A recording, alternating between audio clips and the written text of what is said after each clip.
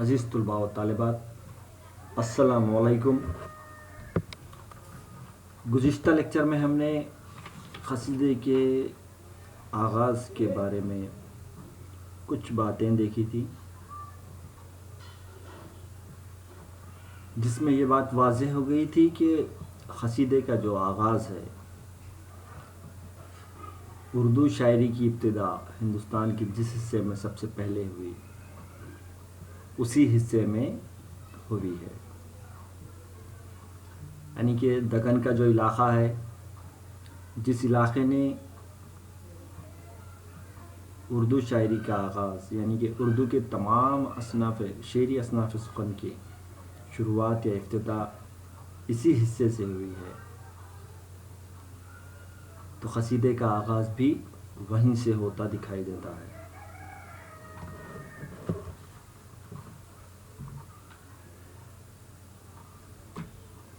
دکن کے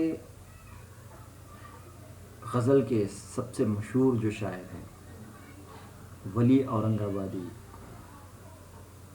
انہی سے قصیدے کی ابتدا بھی ہوتی ہے، حالانکہ وہ خود ایک صوفی صفت انسان گزرے ہیں۔ انہوں نے اپنی کلیات میں چند قصائد بھی لکھے ہیں، لیکن جو قصیدے لکھے گئے ہیں ان قصائد میں اگر ہم دیکھتے ہیں تو جو انداز، جو موضوعات دیکھنے کو ملتے ہیں وہ کچھ مختلف بھی ہیں۔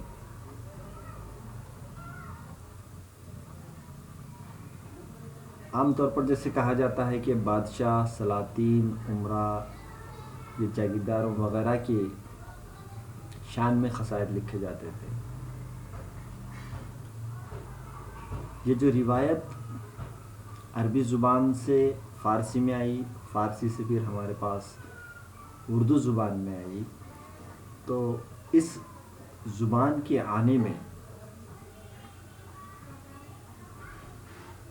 جو کچھ وقفہ گزرا یا جو کچھ وقت گزرا، اس میں کچھ تبدیلیاں بھی واقع ہوتی چلی گئیں، لیکن فارسی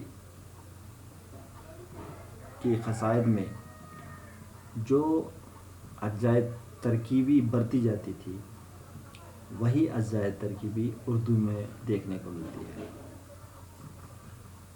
اور ولی کے جو قصائد ہیں، جن قصائد کو ہم قصیدے کے تشکیل دور کے قصائد کہہ سکتے ہیں، یا یوں بھی کہہ سکتے ہیں کہ اردو زبان شروع ہو کر کچھ وقفہ ہی گزرا تھا، جس کی وجہ سے ہم دیکھتے ہیں کہ اردو زبان میں جو یہ قصیدے ولی کے ملتے ہیں، جیسا کہ پہلا قصیدہ جو ملتا ہے وہ حضرت شاہ وجیہ الدین کی مداح میں انہوں نے لکھا تھا۔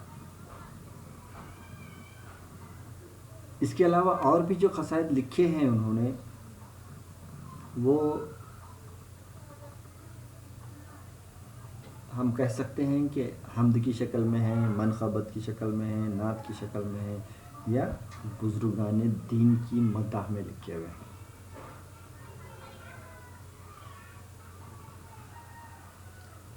یہ جو ولی نے قصائد لکھے ہیں، قصائد کی کسوٹی پر اگر انہیں فنی لوازم کی کسوٹی پر پرکھا جاتا ہے تو ہم دیکھتے ہیں کہ یہ قصائد مکمل کھرے نہیں اترتے ہیں، چونکہ ان کا تعلق اردو زبان کے تشکیلی دور سے ہے، قصیدے کی جو صنف اردو میں آئی تھی اس کے شروعاتی دور سے ہے، اس وجہ سے اس کو ہم ابتدائی نمونے کے طور پر اسے تسلیم کر سکتے ہیں۔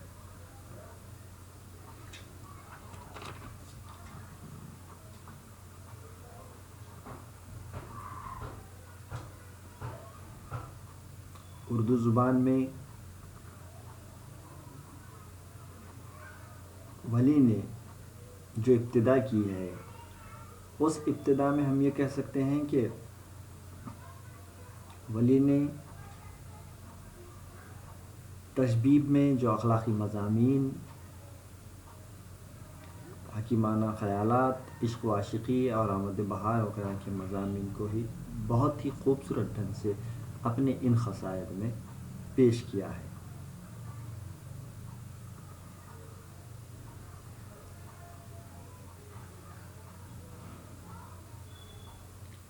تو ولی کے بعد جو اردو قصیدے کا بڑا شاعر گزرا ہے وہ ہے سودا۔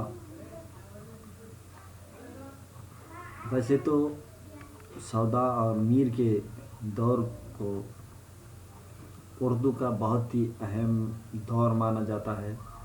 اس دور میں پہنچتے پہنچتے اردو زبان میں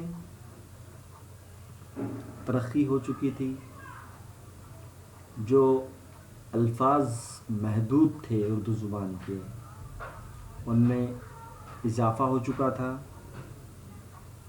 اس کے علاوہ اگر ہم یہ کہیں کہ ترقی کی راہ پر اردو زبان گامزن ہو گئی تھی تو غلط نہ ہوگا۔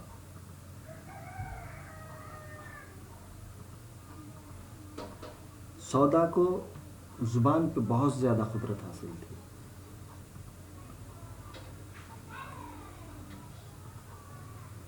اس وجہ سے سودا کو سب سے بڑا فائدہ یہ پہنچا کہ انہوں نے انوری و خاقانی جیسے شاعروں کے مورکارہ قصیدوں کے جواب میں قصیدے لکھے۔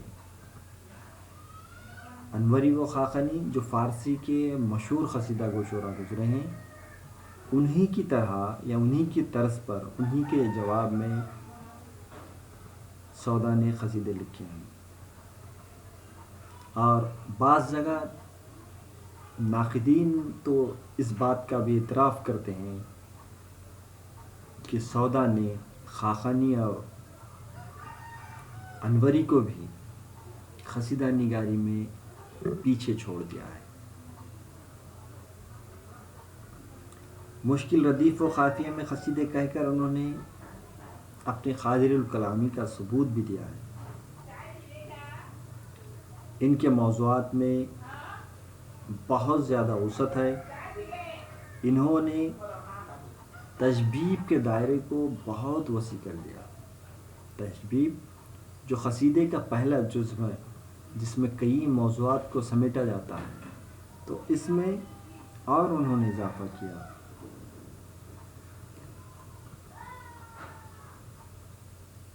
سودا نے اپنے قصائد میں زمانے کے حالات کا ذکر بھی کیا ہے، اور ان کے قصیدوں کی سب سے اہم خوبی جسے قرار دیا جاتا ہے وہ ہے خیال کی بلندی، فنکارانہ پختگی، زبان و بیان کا گھن گرج اور معنی آفرینی۔ یہ ایسے خوبیاں ہیں جو سودا کی قصیدہ نگاری کو معیاری اور دوسرے قصیدہ گو شعراء سے ممتاز کر دکھائی دیتی ہے۔ طبیعتاً اگر ہم دیکھتے ہیں تو سودا بے باک مزاج انسان ہے۔ انہوں نے جس زور و شور کے ساتھ اپنے قصائد میں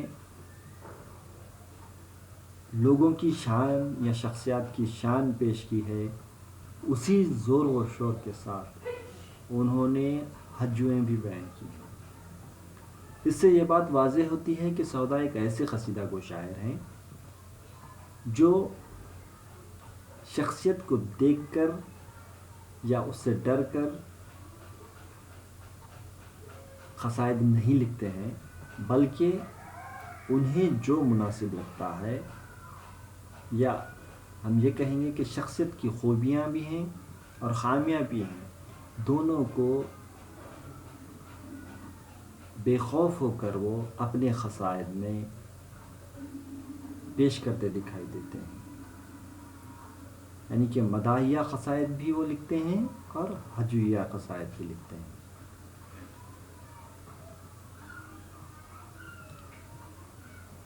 ظرافت، چھیڑ چھاڑ اور کینہ پروری ان کی خصلت میں شامل تھی، اس لیے ہجو گوئی کی طرف خصوصیت کے ساتھ طبیعت مائل تھی.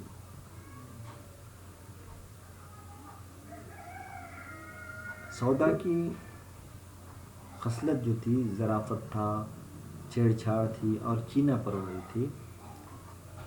اس کی وجہ سے یہ ہجو بھی بڑی اچھی ڈھنگ سے بیان کر لیتے تھے. ہجویں بہت سی کہیں جو بڑی زہر آلود ہیں، اسی لیے ہم دیکھتے ہیں کہ سودا کے جو قصائد ہیں اس میں ہجویں بھی بہت دیکھنے کو ملتی ہیں. اور ہمارے سامنے یہ بات آتی ہے کہ انہوں نے بہت ہی زہر آلود ہجویں کہی ہیں. زہر آلود اس لیے کہا جا رہا ہے کہ انہوں نے جس کسی کی بھی ہجو بیان کی ہے اس کو کھل کر بیان کیا ہے. یعنی کہ اس کی برائیاں، اس کی مسائل، اس کی پریشانیاں، ان سب کا تذکرہ انہوں نے اپنے قصائد میں کھل کر کیا ہے. انہوں نے اپنے دور میں جو بدحالی، خاص طور پر معاشی، سیاسی اور سماجی بدحالی جو پھیلی ہوئی تھی ان کے شہر میں، اس کو شہر آشوب کے پیرائے میں بہت ہی خوبصورت ڈھنگ سے ڈال کر ہمارے سامنے پیش کیا ہے. غرض کے مکمل طور پر ہم یہ کہہ سکتے ہیں کہ سودا نے اپنی قصیدہ گوئی میں یا اپنی قصیدہ گوئی کے ذریعے اپنے فن کے ایسے مظاہر پیش کیے ہیں جو دوسرے قصیدہ گو شعراء کے یہاں بہت کم دیکھنے کو ملتا ہے.